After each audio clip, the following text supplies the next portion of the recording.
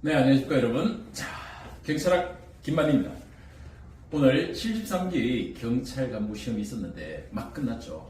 정말 수고하셨습니다. 박수를 보내드리고 싶습니다. 당락 여부를 떠나서 이번 시험에 그 시간 내에 들어가셔서 정말 골머리를 앓으면서 이번에는 경찰학은 단연코 난이도 면에서 본다면 압권이었습니다. 최근 나온 시험 중에 가장 높았지 않을까 라고 생각을 합니다. 네, 물론 이 난이도가 어떠했냐에 대한 부분과 또 출제 각도 이런 것들은 나중에 해설강에서 충분히 차분히 다 상세히 분석해 드리겠지만 전체적인 총평을 좀 드리면 충분히 현장에서 고민할 만하고 어려웠고 충분히 난이도가 높았는데 그럼 왜 그런 난이도를 높게 됐을까? 확실한 건 이 경찰학은 이제 하나의 과목이 아니라 세 과목 체제가 확실합니다. 그래서 각각 전공한 예를 들어 행정학 전공 교수, 행정법 전공 교수, 그리고 경찰학의 전공 교수들이 3명 이상이 들어서 각자 영역을 오리지널로 내버린 거죠. 그러니 다른 과목이 범접할 수 없는 아주 복합적 난이도가 높아져 버렸습니다.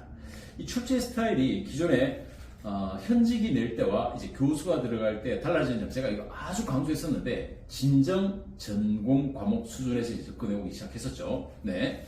예를 들어서 29번 문제 같은 경우에 여기 있는 29번 문제 같은 경우에 행사에서 정책 모형으로 들어가는데 그 정책 모형까지는 원래 통상적인 경찰 범위에서는 벗어나 있습니다. 그럼 그 문제만 여기 문제냐? 그렇지 않습니다.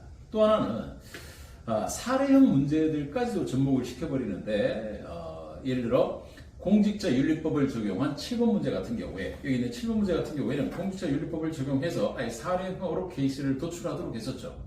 이런 것들은 또 지문 길이까지 감안했을 때 수업 시간을 굉장히 많이 소모할 수밖에 없는 굉장히 난이도 높은 과목이었습니다. 그렇다고 해서 이게 모든 게 다 그러냐? 또 그렇지 않은 면이 있는 게 14번 문제 같은 경우에 적극행정 제가 수업 시간에 아주 강조했었고 드디어 나왔죠. 적극행정으로 나올 수밖에 없었던 문제이기 때문에 나왔었고 그 외에도 존 클라인의 문제라든가 지역사회경찰활동 문제라든가 장다크 루소의 문제라든가 이런 문제들은 우리가 충분히 풀 수 있는 문제였습니다. 만약에 이런 문제까지 여러분이 어려웠다라고 체감 난이도를 높였다라고 생각하시면 어떤 문제가 발생하고 있는 거냐면 이 경찰학이 이제는 단순히 두 문자 암기로는 해결할 수 없다라는 게 아주 극명하게 주어지고 있는 거죠. 두 문자 암기라든가 단순 암기로 뭐 자잘한 법령들이라든가 세부 숫자만 외운다고 해서 경찰을 잘하는 시대가 아니라는 이 경향의 방향이 확실히 바뀐 시험이었다고 볼 수 있습니다. 물론 거기에 경찰서에서 나타날 수 있는 문제들 중에서 예를 들어 박재표 경위 같은 문제 있는데 박재표 경위 같은 케이스는 물론 저도 처음 봤습니다. 야, 이걸 내다니. 그럼 이렇게 처음 본 문제지만은 풀 수 없었느냐? 현장이라고 감안을 하고 본다면 여러분은 당연히 제거법으로 나머지 사항들, 기억, 미연, 리얼 지문을 제거해 가면서 역으로 추론할 수 있었죠.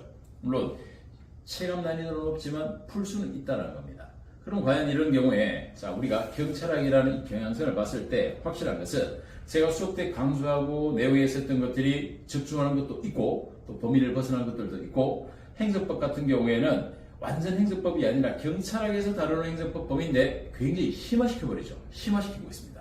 자, 그럼 결론적으로 이번 총평 73기 경찰간부 시험의 경찰학을 자, 총평을 내려본다면 이런 거죠.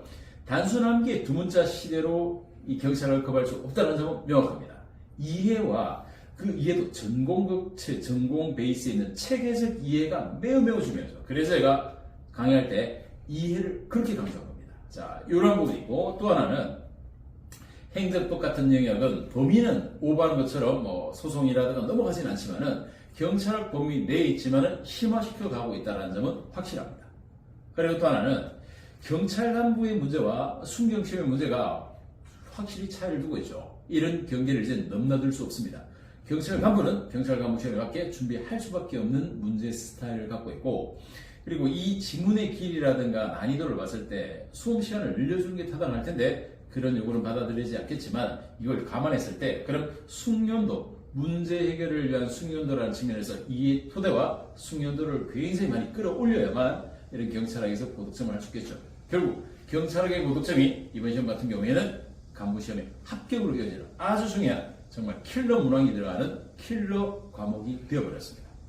자, 이런 경향을 잘 감안하셔서 73기 이번에 치렀던 시험 문제 하나씩 전체적인 분석을 하고 세부 해설을 들어갈 겁니다만 실망스럽지만 그런 해결책이 없는 건 아니죠. 이처럼 강조하는 부분과 그리고 확장해야 될 부분과 심화 부분과 내용적 부분을 기존의 현직이 들어와서 냈을 때처럼 단순 암기형이 아니라는 점을 꼭 감안해서 진짜 전공에 맞는 경찰학의 체계와 이해의 접근을 어떻게 할지를 이제부터 해설 강의를 토대로 해서 하나씩 분석해 드리겠습니다. 이번 난이도는 최고였고 경찰학 때문에 정말 고생하신 여러분들에게 박수를 보내면서 응원의 메시지를 다시 전해드리겠습니다. 자, 해설 강의에서 뵙겠습니다.